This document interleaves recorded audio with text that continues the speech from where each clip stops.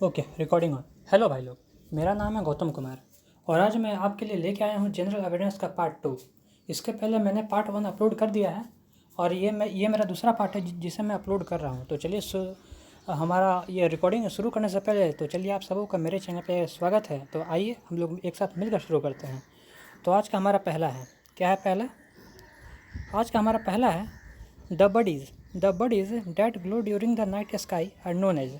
मतलब कि कौन सा बॉडी रात में चमकता है, और जो बॉडी रात में चमकता है उसे हम लोग क्या बोलते हैं? क्या उसे हम लोग सेलेस्टियल बॉडी बोलते हैं, एस्ट्रॉइड बोलते हैं, और कंसंट्रेशन बोलते हैं, या फिर मेट्रॉइड बोलते हैं? तो इसका सही आंसर होगा सेलेस्टियल बॉडी।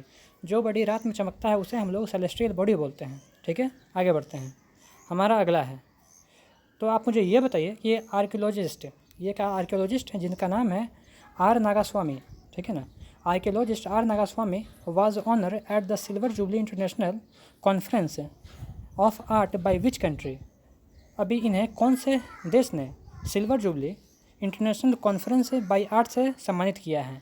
तो इन्हें अभी सम्मानित किया गया है बांग्लादेश के द्वारा। बांग्लादेश ने अभी इन्हें सम्मानित किया है silver jubilee international conference by art से सम्मानित किया गया है। आगे बढ़ते हैं।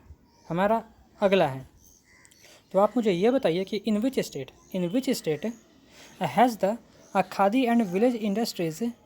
ठीक है ना, in which state Khadi and village industry commission open the first silk processing plant. आप मुझे ये बताइए कि खादी और ग्राम विलेज इंडस्ट्री कमीशन ने कहाँ पर अभी अपना पहला सिल्क प्रोसेसिंग प्लांट शुरू किया है? तो आप मुझे ये बताइए कहाँ पे शुरू किया है? तो इसका सही आंसर है गुजरात में। गुजरात में उसने अपना पहला प्लांट शुरू किया है। तो चलिए आगे बढ़ते हैं। इसका सही आंसर है गुजरात। आगे बढ़ते हैं, चलो आगे। अगला है, तो आप मुझे ये बताइए, आप मुझे क्या बताइए कि इन January 2020 home minister Amit Shah release a book जिसका नाम था कर्म योद्धा ग्रंथ। This book is based on the life of. 20 में अमित शाह ने एक बुक रिलीज़ किया जिस बुक का नाम था कर्म योद्धा ग्रंथ। तो ये बुक किस पर आधारित है? This book is based on the life of. ये किसके जीवन पर आधारित है? तो आप यहाँ इमेज में देख सकते हैं, पीछे मोदी हैं। ठीक ना, तो ये बुक मोदी जी के लाइफ पर आधारित है। आगे बढ़ते हैं। हमारा अगला है, ठीक है, तो आप मुझे ये बताइए कि which state legislative assembly adopted a new logo. ठीक ना, अभी किस स्टेट के लेजिस्लेटिव असेंबली, मतलब वहाँ का विधानसभा हुआ, ठीक ना, उसने एक नया लोगो अडॉप्ट किया है, कर लिया। ठीक ना, the national emblem and the foxtail orchid the state flower in January 2020। उसने एक अपना नया एम्बलम अडॉप्ट किया है जिसमें हम उसने एक नया लोगो अडॉप्ट किया है जिसमें हमारा नेशनल एम्बलम है और ऑर्चिड का फ्लावर है। तो ये कौन से स्टेट ने किया है? तो ये किया है अरुणाचल प्रदेश ने। अरुणाचल प्रदेश की अभी स्टेट लेजिस्लेटिव असेंबली ने नया लोगो अडॉप्ट किया है जिसमें हमारा नेशनल एम्बलम है और साथ में ऑर्चिड के फूल भी हैं। आगे बढ़ते हैं, तो आप मुझे ये बताइए, क्या बताइए कि which of the following state is the Madhavpur mela celebrated. मतलब कि कौन से स्टेट में माधवपुर मेला मनाया जाता है? क्या गुजरात है, मध्य प्रदेश, उत्तर प्रदेश या फिर बिहार है? तो इसका सही आंसर होगा गुजरात है। तो गुजरात में माधवपुर मेला मनाया जाता है। आगे बढ़ते हैं, तो आप मुझे ये बताइए कि which of the following festival means. इसमें जो फेस्टिवल का फ़ोटो दिखाया गया है, इस फेस्टिवल का क्या नाम है? इस फेस्टिवल का नाम है मेरी मेकिंग ऑफ द गॉड। इसका दूसरा नाम क्या है? तो इसका दूसरा नाम है लाई हरुबा। ये लाई हरुबा फेस्टिवल है जो कि नॉर्थ इंडिया में मनाया जाता है। आगे बढ़ते हैं, ठीक है, आप मुझे ये बताइए कि अजातशत्रु, ठीक है ना, अजातशत्रु और ruler of Haryanka dynasty was the son of. जो अजातशत्रु था जो कि हर्यक वंश का था, आप मुझे ये बताइए कि भाई वो किसका बेटा था? तो उसका सही आंसर होगा बिंबिसार। वो बिंबिसार का बेटा था। आगे बढ़ते हैं, चलिए आप मुझे बताइए कि which of the following gland is present between the lungs. जो हमारा जो लंग्स होता है, दोनों लंग्स के बीच में एक छोटा सा ग्लैंड होता है, ठीक है ना, उस ग्लैंड का नाम क्या है? जैसे कि आप इमेज में देख रहे हैं, उसका नाम है थाइमस। ये जो हमारा जो दोनों लंग्स होता है उसके बीच में भी छोटा सा ग्लैंड होता है जिसका नाम है थाइमस। आगे बढ़ते हैं, चलिए हमारा अगला है, तो आप मुझे बताइए कि which of the following is not vertebrate. इसमें से कौन सा वर्टिब्रेट नहीं है? क्या स्नेल है, क्या बर्ड है, क्या मैमल या फिर फिश है? तो आप मुझे ये बताइए कि कौन सा वर्टिब्रेट नहीं है? तो इसका सही आंसर होगा स्नेल।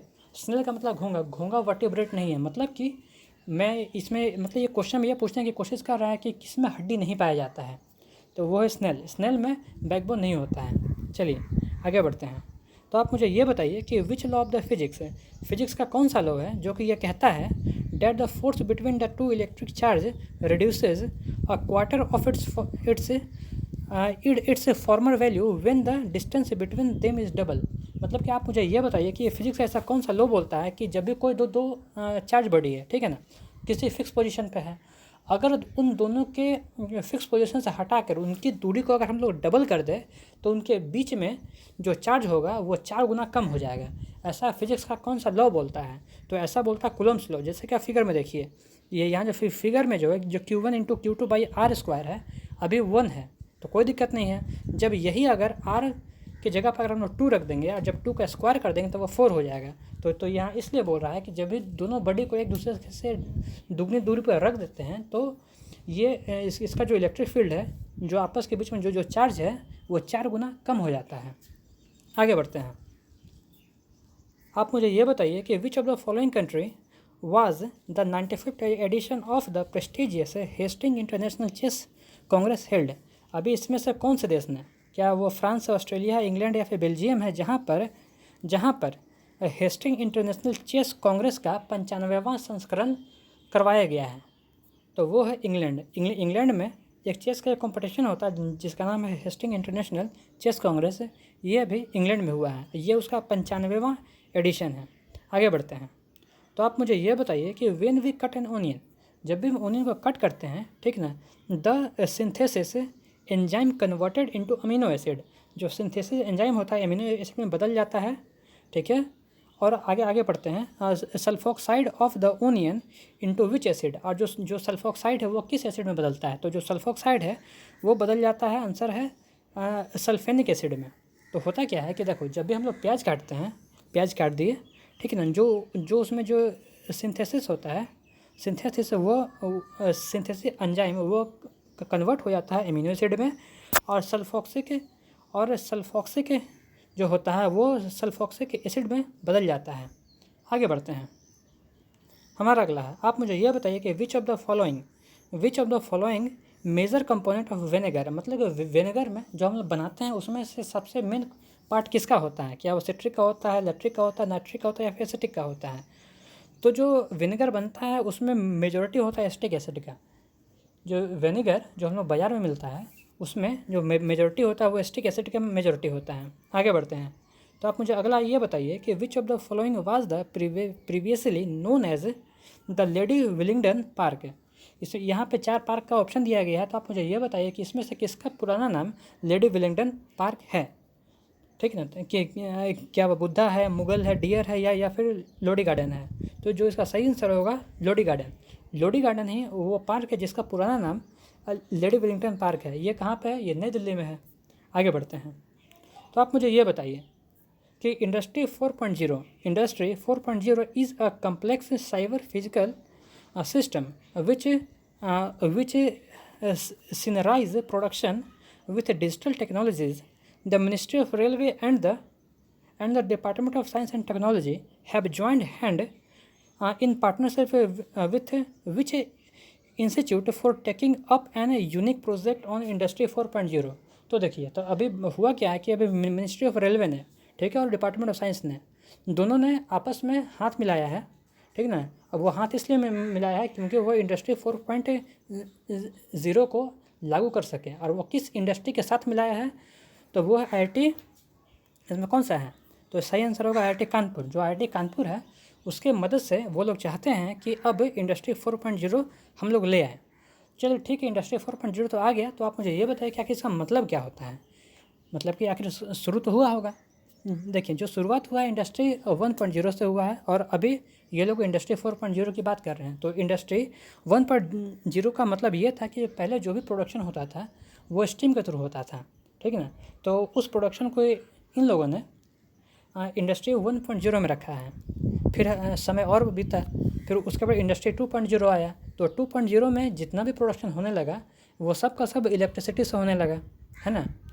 फिर और समय बीता, और अभी के समय में जितना भी प्रोडक्शन होता है वो सब ऑटोमेटेड मशीन के द्वारा होता है, मतलब रोबोट के द्वारा होता है। तो ये तो चलो ठीक है, ये 3 है। अब जो इसके बाद जो चौथा आएगा इंडस्ट्री जो 4.0 आएगा वो कम्प्लेक्स साइबर फिजिकल सिस्टम है जहाँ के ऑटोमेटेड रोबोट का भी यूज़ किया जाएगा और साथ में हमारे इंटरनेट का भी ज़बरदस्त तरीके से यूज़ किया जाएगा, हर तरीके से। चलिए आगे बढ़ते हैं। हमारा अगला है, तो आप मुझे ये बताइए कि who among the following was the honour with the 50th Dada Saheb Phalke award. अभी 50वां दादा साहब फाल्के अवार्ड किसे दिया गया है?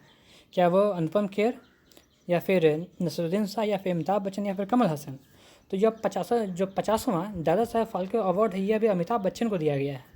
आगे बढ़ते हैं, तो आप मुझे ये बताइए कि इन विच डिस्ट्रिक्ट, अभी कौन से ज़िले में, ठीक है ना, in which district of Karnataka is the क्या लिखा हुआ है, बहामगिरी वाइल्ड लाइफ सेंचुरी, ठीक है ना। कर्नाटका के अभी कौन से ज़िले में, अभी कर्नाटका के कौन से ज़िले में ब्रह्मगिरी वाइल्ड लाइफ सेंचुरी है? तो अभी कर्नाटका के देखते हैं कौन से ज़िले में। इसका सही आंसर है डी, कोडागू। अभी कर्नाटका के कोडागू नाम का एक ज़िला है जहाँ पे ब्रह्म लाइफ वाइल्ड लाइफ सेंचुरी है। आगे बढ़ते हैं, हमारा अगला है, तो आप मुझे ये बताइए कि हु अमंग द फॉलोइंग, इनमें से कौन सा, ठीक ना, इनमें से कौन सा was the last ruler of the Nanda dynasty? Nanda वंश का सबसे आखिरी शासक कौन था? नंद वंश का सबसे आखिरी शासक कौन था? इसका जो सही आंसर है धनानंद। जो धनानंद था नंद वंश का सबसे आखिरी शासक था। आगे बढ़ते हैं, तो आप मुझे ये बताइए कि what was the India's position in brand finance national ranking of 2019? मतलब कि 2019 में एक रैंकिंग जारी किया गया था ब्रांड फाइनेंस को लेते हुए। तो आप मुझे ये बताइए कि इसमें भारत का कौन सा पोजीशन था? तो देखिए जो इमेज है, इस इमेज में भारत 7वें स्थान पर दिख रहा है, तो उस हिसाब से भारत का उस वक्त का पोजीशन 7वां था, है ना। आगे बढ़ते हैं, अगला है, आप मुझे ये बताइए कि who become the first Indian equestrian, ठीक है, who become the Indian first equestrian to qualify for the Tokyo Olympic 2020 है। इक्वेटोरियन का मतलब होता है घुड़सवार, मैंने इसलिए पिक्चर लगाया है। इक्वेटोरियन का मतलब होता है घुड़सवार, ठीक है ना। अभी कौन सा पहला भारतीय घुड़सवार है जिन्होंने टोक्यो ओलंपिक 2020 के लिए क्वालिफाई कर लिया है? उनका क्या नाम है? तो इसका जो सही जवाब होगा फवाद मिर्ज़ा। फवाद मिर्ज़ा ने अभी 2020 के टोक्यो ओलंपिक के लिए क्वालिफाई कर लिया है, ठीक ना। तो देखो ये जो टोक्यो ओलंपिक है ये 20 में तो हुआ नहीं, अभी ये आगे होगा क्योंकि ये पेंडेमिक के कारण इसे स्थगित कर दिया गया है। आगे बढ़ते हैं, हमारा अगला है, तो आप मुझे ये बताइए कि which state was the global investor meet organised? अभी कौन सा स्टेट है जिसने ग्लोबल इन्वेस्टर मीट को ऑर्गेनाइज किया था 2020 में? क्या वो महाराष्ट्र है, केरला है, राजस्थान है या फिर सूरत है? तो इसका जो सही आंसर होगा केरला। अभी केरला ने अपने स्टेट में ग्लोबल इन्वेस्टर मीट 2020 को ऑर्गेनाइज किया था। आगे बढ़ते हैं, तो आप मुझे ये बताइए कि wings India 2020 is scheduled to be held in which of the following airport? मतलब कि देखो जो हमारा जो एयरपोर्ट था ये बेसिकली उन लोग का एक छोटा मोटा एक्सरसाइज था, ठीक है ना। एयरफोर्स वालों ने इसे कंडक्ट किया था। तो आप मुझे ये बताएं कि कौन से एयरपोर्ट पर कंडक्ट किया गया था? क्या वो बेगमपेट था, वारंगल था, राजमुंदरी था या फिर विजयवाड़ा था? तो उन्होंने इसे बेगमपेट एयरपोर्ट पर उन्होंने इसे ऑर्गेनाइज किया था। आगे बढ़ते हैं, चलिए, तो आप मुझे ये बताइए कि Borra caves are situated on the east coast of India in which of the following hills? ये जो फिगर देख रहे हैं ये बोरा की गुफाएं हैं, ठीक है ना। ये बोरा की गुफाएं हैं जो कि ईस्ट कोस्ट ऑफ इंडिया में पड़ता है, मतलब कि हमारे पूरब में पड़ता है। तो आप मुझे ये बताइए कि ये किस पहाड़ी का हिस्सा है, ये किस पहाड़ी का हिस्सा है? तो इसका जो सही आंसर होगा, तो इसका सही आंसर है डी, अनंतगिरी हिल्स का ये हिस्सा है, ये अनंतगिरी हिल्स का हिस्सा है।